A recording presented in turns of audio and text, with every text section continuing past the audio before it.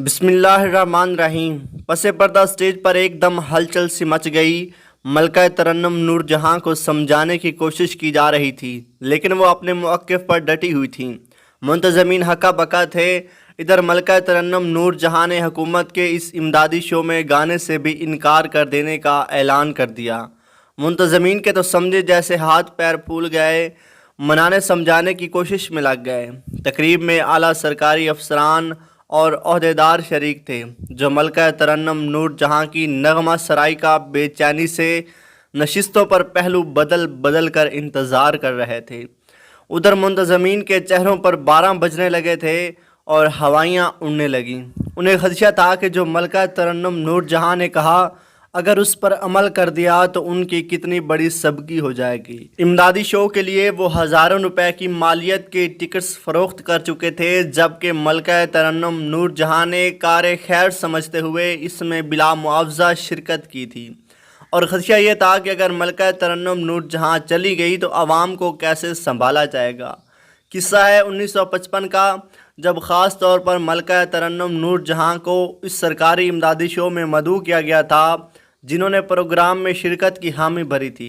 और इस वक्त वो स्टेज के अकब में थीं, जहां परफॉर्मेंस से पहले उन्होंने साज़ंदों और मुंतज़मीन को वो फ़हरिस्त थमा दी जिनमें उनके आज के गाने वाले गीत शामिल थे, जिसके एक कलाम पर मुंतज़मीन को एतराज़ था और उसी पर भूचाल आया हुआ था।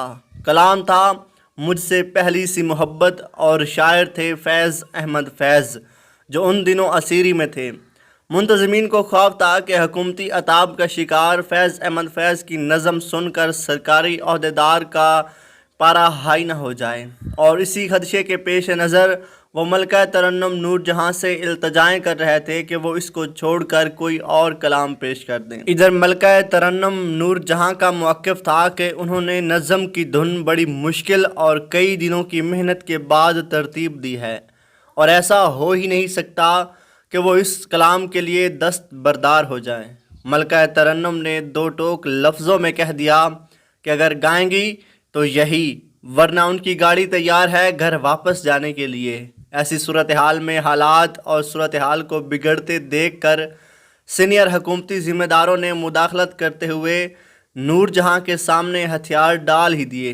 अब गुलकारा ने माइक संभाला और गुलकारी के फूल खिलाना शुरू कर दिए, और जब उन्होंने फैज़ अहमद फैज़ की नज़म मुझसे पहली सी मोहब्बत की नगमा सराई की तो हाल में मौजूद हर मेहमान जैसे झूमने लगा। नशिस्तों से खड़े होकर मलका तरन्नुम नूरजहां को दाद दी गई। तालियों का शोर था जो थमने का नाम नहीं ले रहा था। और फिर ये कलाम तो जैसे हर महफिल में मलका तरन्नुम नूरजहां से ख़ास फरमाइश पर सुना जाने लगा।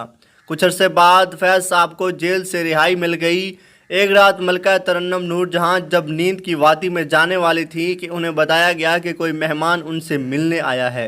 मलका तरन्नुम ने ऊँगती आंखों से घड़ी की जानिब देखा तो वो 2 बजा रही थी।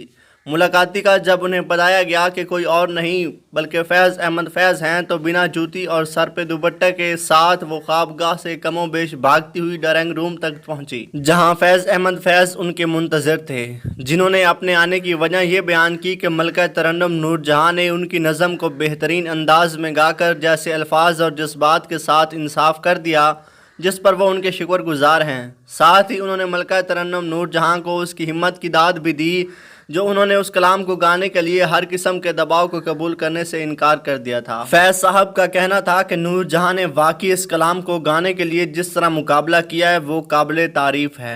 दर हकीकत ये फैज़ अहमद फैज़ और मलका तरन्नुम जहां की पहली बिलमुशाफ़ा मुलाकात थी, जिसके बाद गुलकारा ने अजीम शायर का और भी कलाम गुनगुनाया। नूरजहां का कहना था कि फैज़ साहब ने मुझसे पहली सी मोहब्बत को उनके लिए मखसूस कर दिया था।